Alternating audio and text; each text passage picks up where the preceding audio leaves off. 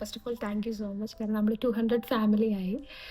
ഞാൻ ഭയങ്കര എക്സൈറ്റഡ് ആണ്. കാരണം എല്ലാവരെയും പോലെ തന്നെ വീഡിയോസൊക്കെ ചെയ്യുമ്പോൾ ആൾക്കാർ കാണുമോ ഇഷ്ടമാവോ എന്നൊക്കെയുള്ള ഡൗട്ട് ഉണ്ടായിരുന്നു. ഞാനാണെങ്കിൽ അധികം വീഡിയോസ് ചെയ്തിട്ടില്ല. ആകെ 2 ലോങ് വീഡിയോ ചെയ്തിട്ടുള്ളൂ. ബാക്കി കൂടുതലും ഷോർട്സ് ആണ്. But still you guys started supporting me. So thank you so much. അപ്പോൾ എൻ്റെ ഒരു സന്തോഷത്തിന് ഞാനൊരു ചെറിയ ഗീവ് അവേ ചെയ്യാമെന്ന് വിചാരിക്കുന്നുണ്ട്. ജസ്റ്റ് ഒരു വിന്നറിനെയാണ് ഇപ്പോൾ തൽക്കാലം ഉദ്ദേശിച്ചിരിക്കുന്നത്. അപ്പോൾ ഹാൻഡ് മെയ്ഡ് ഐറ്റംസ് ആണ് ഗിഫ്റ്റായിട്ട് തരാമെന്ന് വിചാരിച്ചിരിക്കുന്നത്. കാരണം ഞാൻ ഹാൻഡ് മെയ്ഡ് ഐറ്റംസ് സെല് ചെയ്യുന്ന ഒരാളാണ്. അപ്പോൾ എൻ്റെ പ്രൊഡക്ട്സിൽ അല്ലെങ്കിൽ എൻ്റെ ഐറ്റംസിൽ ഏറ്റവും ബെസ്റ്റ് സെൽഫ് കെയർ ആയിട്ടാണ് ഞങ്ങൾക്ക് തരാൻ ഉദ്ദേശിക്കുന്നത്. So let's do this. അപ്പോൾ ഞാൻ പറഞ്ഞിട്ടുണ്ടായി എൻ്റെ പ്രൊഡക്ട്സിൽ ഏറ്റവും ബെസ്റ്റ് ആയിട്ടുള്ള സെൽഫ് കെയർ ഐറ്റംസ് ആണ് ഞാൻ ഗിഫ്റ്റായിട്ട് തരുന്നതെന്ന്.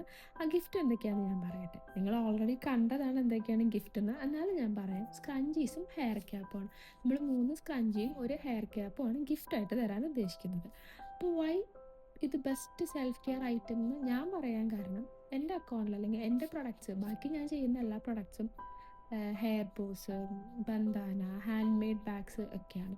ഇതിൽ നിന്നെല്ലാം ഈ സ്ക്രഞ്ചീസും ഹെയർ ക്യാപ്പും ഡിഫറെൻ്റ് ആകുമെന്ന് വെച്ച് കഴിഞ്ഞാൽ അതിൻ്റെ ബെനിഫിറ്റ്സ് കാരണം തന്നെയാണ്. നിങ്ങൾക്ക് എല്ലാവർക്കും അറിയാം ഇതിൻ്റെ ബെനിഫിറ്റ്സ് ഒക്കെ. എന്നാലും പറയാം. ഹെയർ ക്യാപ്പ് യൂസ് ചെയ്യുന്നത് കൂടുതലും കേർലി ഹെയർ ഉള്ള ആൾക്കാരാണ്. അവർക്ക് അവരുടെ ഹെയർ അല്ലെങ്കിൽ ആ സ്റ്റൈലിംഗ് മെയിൻറ്റെയിൻ ചെയ്യാൻ വേണ്ടിയിട്ടാണ് കൂടുതലായിട്ട് ഹെയർ ക്യാപ്പ് യൂസ് ചെയ്യുന്നത്. ഇനി നോർമൽ ഹെയർ ഉള്ള ആൾക്കാരാണെങ്കിൽ ഹെയർ ക്യാപ്പാണ് ഡാൻഡ്രഫിൻ്റെ ഏറ്റവും ബെസ്റ്റ് സൊല്യൂഷൻ. നമുക്ക് കുറേയൊക്കെ ഡാൻഡ്രഫിനെ എന്താ പറയുന്നത് ഒഴിവാക്കാൻ പറ്റും. ഡാൻഡ്രഫിനെ മാത്രമല്ല, ഡാൻഡ്രഫ് കാരണം നമ്മുടെ ഫേസിൽ വരുന്ന പിമ്പിൾസൊക്കെ ഇല്ലേ, നെറ്റിയിലൊക്കെ ചെറിയ ചെറിയ കുരുക്കൾ വരില്ലേ, അതൊക്കെ ശരിക്കും മാറും. അത് എൻ്റെ ഒരു എന്താ പറയുന്നത്, എനിക്കും ഫേസിൽ നിന്ന് ഭയങ്കരമായിട്ട് മാറിയിട്ടുണ്ട് ഈ ഹെയർ ക്യാപ്പ് യൂസ് ചെയ്തതിന് ശേഷം.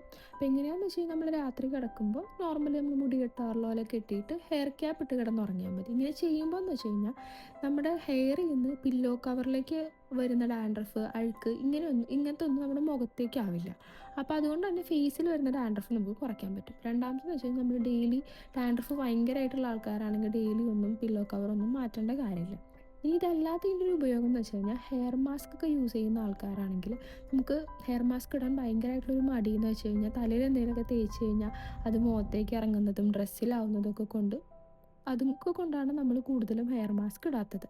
പക്ഷേ ഹെയർ ക്യാപ്പ് കൊണ്ട് അങ്ങനൊരു ഉപയോഗം കൂടി ഉണ്ട്. നമുക്ക് വേണമെങ്കിൽ ഹെയർ മാസ്ക് ഒക്കെ ഇട്ട് ഈ ഹെയർ ക്യാപ്പ് ഇട്ട് ഹെയർ കവർ ചെയ്ത് വെച്ച് കഴിഞ്ഞാൽ നമുക്കിങ്ങനെ നടക്കാം. നമ്മുടെ മേത്തേക്കും മുഖത്തേക്കും ഡ്രസ്സിലൊന്നും ആവില്ല. പിന്നെ സ്ക്രഞ്ചീസ് സാറ്റിൻ സ്ക്രഞ്ചീസാണ്. സാറ്റിൻ മെറ്റീരിയൽ തന്നെയാണ് ഏറ്റവും സോഫ്റ്റും സ്മൂത്തും ആയിട്ടുള്ള മെറ്റീരിയലാണ്. അതുകൊണ്ട് തന്നെ ഹെയർ കെട്ടി വെച്ച് കഴിഞ്ഞാൽ നമുക്ക് എത്ര ടൈറ്റനാക്കി കെട്ടിയാലും നമുക്ക് തലവേദന എടുക്കില്ല. ഭയങ്കര കംഫർട്ടബിൾ ആയിരിക്കും. പിന്നെ പെട്ടെന്നൊക്കെ മുടിയിൽ നിന്ന് വലിച്ചൂരി കഴിഞ്ഞാലും കോട്ടൺ സ്ക്രഞ്ചീസൊക്കെ ഉപയോഗിക്കുമ്പോൾ ടൈറ്റൻ ആയതുകൊണ്ട് തന്നെ ഊരി കഴിയുമ്പോൾ കോട്ടൺ സ്ക്രഞ്ചീസിൽ ഹെയർ പൊട്ടിപ്പോവാൻ ചാൻസ് ഉണ്ട്. പക്ഷേ സാറ്റിൻ ഉപയോഗിച്ച് കഴിഞ്ഞ് കഴിഞ്ഞാൽ അങ്ങനെ പൊട്ടിപ്പോവുകയൊന്നുമില്ല. പിന്നെ പല കളേഴ്സിൽ അവൈലബിൾ ആയതുകൊണ്ടും ആ മെറ്റീരിയലിന് ഒരു തിളക്കമുള്ളത് കൊണ്ട് തന്നെ കാണാൻ മുടി കെട്ടിക്കഴിഞ്ഞാൽ കാണാൻ നല്ല ഭംഗിയായിരിക്കും. ഇനി മുടിയിൽ കെട്ടണമെന്നില്ല, നമുക്ക് കയ്യിലിട്ടിട്ടാണെങ്കിൽ അതിനെ സ്റ്റൈൽ ചെയ്യാം.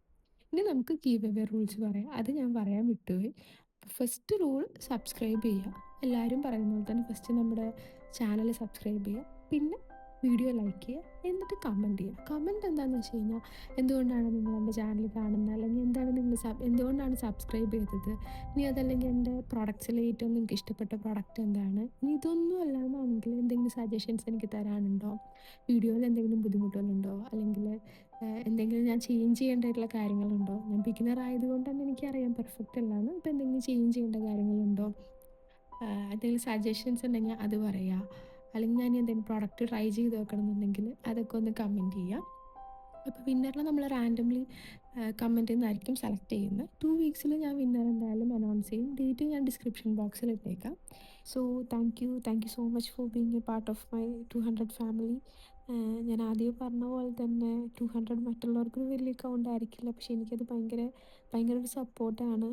അപ്പോൾ എല്ലാവരും ഗീവ് അവേയിൽ പാർട്ടിസിപ്പേറ്റ് ചെയ്യുക. അപ്പോൾ മുന്നോട്ടേക്ക് ഇങ്ങനെ ഗീവ് അവേസ് ഞാൻ പ്ലാൻ ചെയ്യുന്നുണ്ട്. നമുക്കിനി 500 ഫാമിലിക്ക് അടുത്ത കുറച്ചും കൂടെ ഗിഫ്റ്റ്സ് ഒക്കെ ഇൻക്ലൂഡ് ചെയ്തിട്ട്, അതുപോലെ ഹാൻഡ് മെയ്ഡ് ഐറ്റംസ് അല്ലാതെ വേറെയും കുറച്ച് ഗിഫ്റ്റൊക്കെ ഇൻക്ലൂഡ് ചെയ്തിട്ട് നമുക്ക് ചെയ്യാം. സോ എല്ലാവരും സബ്സ്ക്രൈബ് ചെയ്യുക, കമൻറ്റ് ചെയ്യുക, ലൈക്ക് ചെയ്യുക. Thank you.